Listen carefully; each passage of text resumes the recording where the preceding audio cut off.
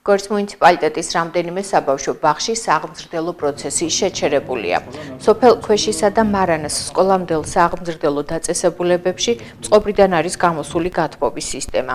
გორის მუნიციპალიტეტის სკოლამდელი აღზრდის სააგენტოში აცხადებენ, რომ პრობლემის აღმოსაფრთხებლად სამუშაოები უკვე მიმდინარეობს. ცნობისთვის პრობლემა საბავშვო ბაღებში მას შემდეგ შეიქმნა, რაც უამინდობის გამო ელექტროენერგიის მიწოდება შეუწყდათ.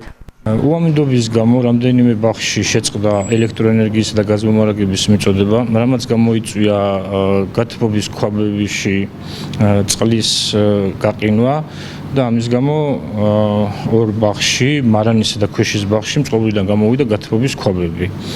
ამ ეტაპისთვის მიმდინარეობს აღდგენითი სამუშაოები, თუ დაექვემდება რა ქვაბები აღდგენას აღდგება, თუ არა და ახალ შევიძენ, თუ ახლოს 2-3 დღეში აღნიშნულ ბაღებში აღდგება სასწავლო პროცესი. მოსალოდნელ ამინდის გაუარესებას რაც შეეხება, თუ აღნიშნული შეფერხება გამოწვეული იყო ელექტროენერგიის არ ქონის გამო, თუ შეწყდა ელექტროენერგია, სავარაუდოდ ველოდებთ შეფერხებებს, მაგრამ ჩვენი მხრიდან რაც არის გასაკეთებელი, აუცილებელი ყველაზე მიღებული გვაქვს და სხვა დანარჩენ შემთხვევაში გამორიცხულია უამინდობის გამო რაიმე პრობლემის შექმნა.